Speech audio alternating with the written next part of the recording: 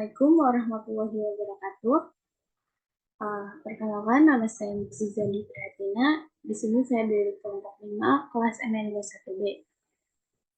Saya di sini akan memaparkan materi tentang bisnis model kanvas yang sudah kami laksanakan observasi ketiga usaha, yaitu kita mengambil usaha laundry. Oke, baik. Di sini ada anggota kelompok. Yang pertama ada Anissa Sekar Cakrabuana, yang kedua ada Cika Wulandari, yang ketiga ada Dinara Ratwani, yang keempat ada saya sendiri, Zizali Pratina, yang kelima ada Siroyang Gita Rahayu, yang terakhir ada Siti Saada Akmalia. Baik, selanjutnya, apa itu bisnis model kanvas?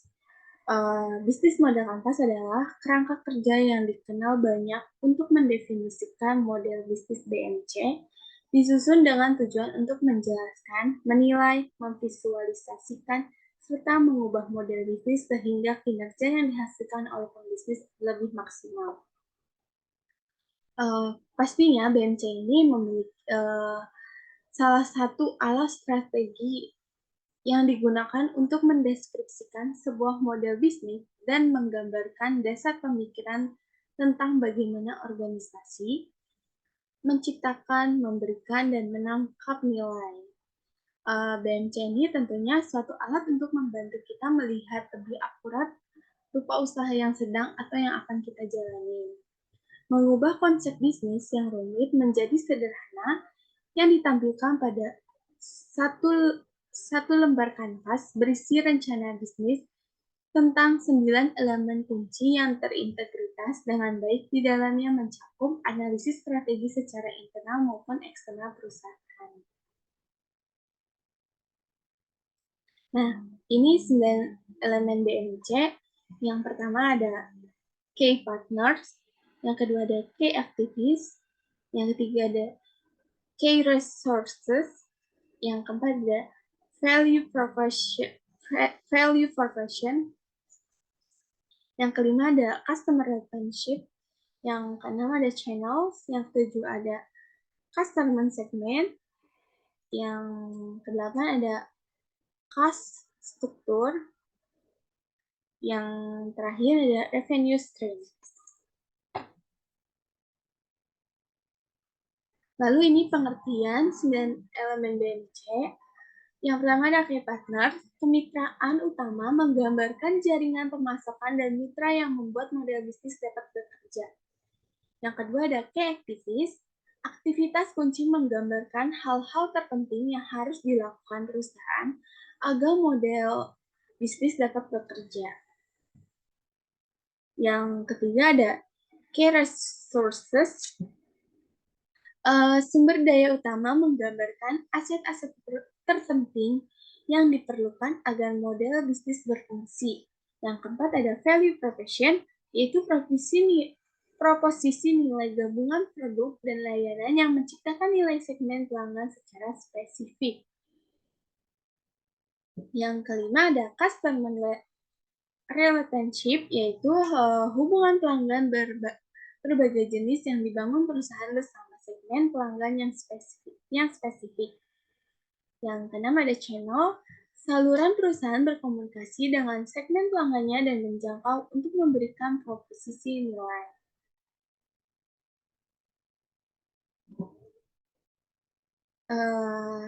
Yang ketujuh ada customer segment, yaitu menggambarkan sekelompok orang atau organisasi berbeda yang ingin dijangkau atau dilayani perusahaan. Yang kedelapan ada cost struktur, yaitu struktur semua biaya yang dikeluarkan untuk mengoperasikan model bisnis. Yang terakhir ada revenue stream, yaitu arus pendapatan uang tunai yang dihasilkan perusahaan dari masing-masing segmen pelanggan. Ini hasil studi banding 3 bisnis laundry yang saya dan kelompok saya sudah melaksanakan observasi. ini ada beberapa perbedaan dari 3 bisnis yang udah kami datangin. Yang pertama,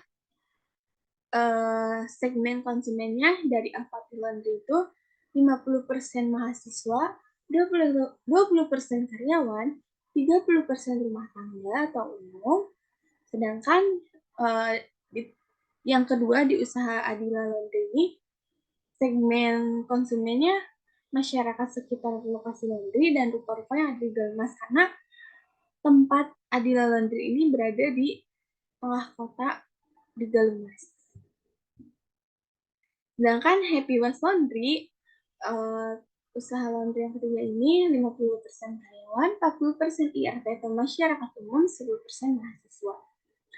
Karena ini lumayan agak jauh dari tempat kampus, dari tempat. Selanjutnya ada proposisi nilai konsumen yang dari Alfati Laundry ini harga per kilonya mulai dari 5.000, sedangkan dia beroperasi dari jam 7 pagi sampai jam 9 malam. Mereka menyediakan layanan antar jemput. Sedangkan di Adila Laundry, harga per kilonya mulai dari 4.000 sampai dengan 15.000, tergantung paketan yang diambil konsumen. Beroperasi dari jam setengah 8 sampai jam 7 malam. Sama di sini juga menyediakan layanan antar jemput. Yang terakhir, Happy Wash Laundry ini harga per kilonya berbeda-beda tergantung paketan yang diambil konsumen. Dia beroperasi dari jam 7 pagi sampai jam 8 malam. Tidak menyediakan layanan antar jemput. Jadi di sana lebih banyaknya konsumen datang dan mengantarkan barang yang sudah di laundry ataupun yang mau di laundry. Yang ketiga ada channels atau saluran. Dari Alfati Laundry ini mempromosikan dengan lewat mulut ke mulut. Jadi mereka tidak memakai, cara mempromosikannya itu tidak memakai flyer, tidak memakai billboard, tapi lebih ke lewat ke mulut. Sedangkan Adila Laundry ini mempromosikan melalui medsos dan adanya upaya balik atau kritik dan saran konsumen melalui medsos, yaitu contohnya di Facebook. Terus yang kedua mempromosikan dengan lewat mulut ke mulut, jadi sama dari mulut ke mulut, mouth to mouth. Sedangkan Happy Wash Laundry ini mempromosikan lewat ke mulut, sama juga dari mulut ke mulut, karena lebih banyaknya karyawan dan masyarakat sekitar yang ada di Happy Wash Laundry. Lalu ada hubungan konsumen. Yang pertama ada Alfati Laundry, adanya diskon waktu awal pembukaan laundry. Jadi mereka mengadakan diskon pada saat promo grand opening. Sedangkan di laundry ini diskonnya selama 2 minggu selama grand opening berjalan. Jadi setelah grand opening ini mereka membuka promo selama 2 minggu. Sedangkan Happy Wash Laundry ini belum ada diskon ataupun promo. Selanjutnya, sumber pendapatan. Dari Alfati Laundry ini belum ada diskon atau promo dalam pada hari tertentu.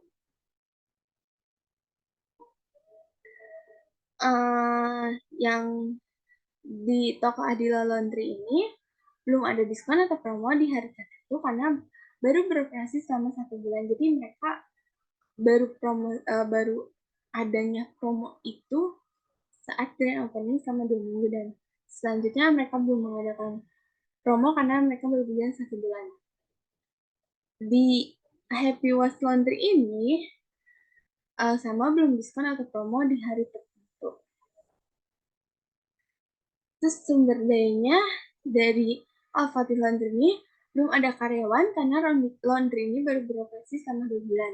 Lokasi sangat strategis karena dekat dengan pemukiman warga dan juga kos-kosan. Mesin cuci, pengering, dan alat lainnya sudah memadai.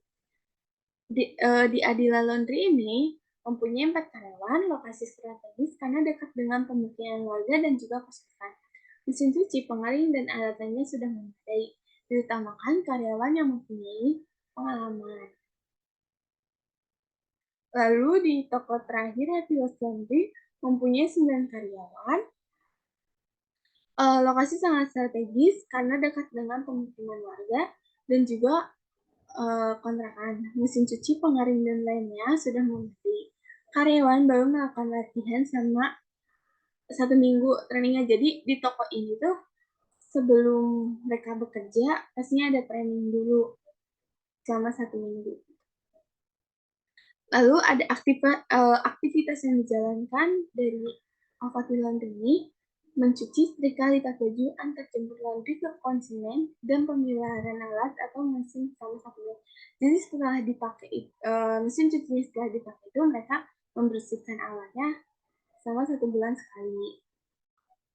Sedangkan Adila Laundry ini mencuci, setrika, lipat baju, antar jemput laundry ke konsumen, dan pemeliharaan di toko kedua di Adila Laundry ini mencuci, setrika, lipat baju, antar jemput laundry ke konsumen, dan pemeliharaan alat atau mesin setiap harinya. Jadi mereka itu setelah memakai alat mesin tersebut, mereka cuci setiap hari. Enggak setiap hari sih, jadi misalnya berapa jam sekali mereka cuci, itu langsung dicuci. Dari setiap cuci mereka dibersihin si alat mesin tersebut. Sedangkan Happy Wash Laundry ini mencuci, setrika, dan lipat baju. Selanjutnya kerjasama dari toko pertama Al-Fatih Laundry ini belum melakukan kerjasama dengan pihak hotel dan sebagainya, belum adanya supplier sabun maupun pewangi. Pembayaran bisa melalui QRIS, Dana, atau via transfer antar bank. Sedangkan di Adila Laundry ini belum melakukan kerjasama supplier sabun, pewangi, dan alat atau mesin dari Jakarta. Jadi mereka itu walaupun belum, tapi mereka memiliki supplier sabun pewangi yang ada di Jakarta. Pembayaran bisa melalui m-banking. Di toko Happy Wash Laundry ini belum melakukan kerjasama supplier parfum ataupun pewangi laundry. Pembayaran bisa melalui QRIS ataupun via transfer antar bank. Sedangkan struktur biayanya dari Al-Fatih Laundry ini pengeluaran biaya ketika ada mesin atau alat yang rusak. Sedangkan di Adila Laundry ini pembagian gaji karyawan, pembelian sabun dan lainnya, dan pemeliharaan mesin masih menggunakan modal awal karena laundry baru beroperasi selama 1 bulan. Sedangkan Happy Wash Laundry ini kerusakan mesin mengeluarkan biaya langsung dari biaya pemiliknya. Nah, ini hasil analisis studi banding dari ketiga usaha laundry dari kelompok kami yang sudah menjalankan analisis studi banding. Yang pertama, key partners-nya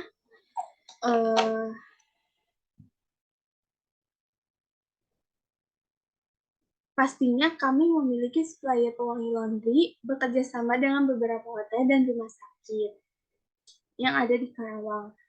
Key activities-nya pemasaran, mencuci pakaian, sepatu, bed cover, boneka, mukena, karpet, hordeng, tas, dan helm, menyetrika pakaian, dan lain-lain. Di sini walaupun tidak tidak mencuci tapi menyetrika doang, di sini bisa. Terus ada key resources-nya, pertama modal, tempatnya berada di Jalan Galimas. Kita memiliki pegawai sebanyak 75 karyawan. Peralatannya mesin cuci dan setrika uap. Sedangkan value profession-nya mempunyai layanan ekspres hanya 3-4 jam. Terus beroperasi selama 24 jam. Terdapat jasa antar jemput, harga lebih murah.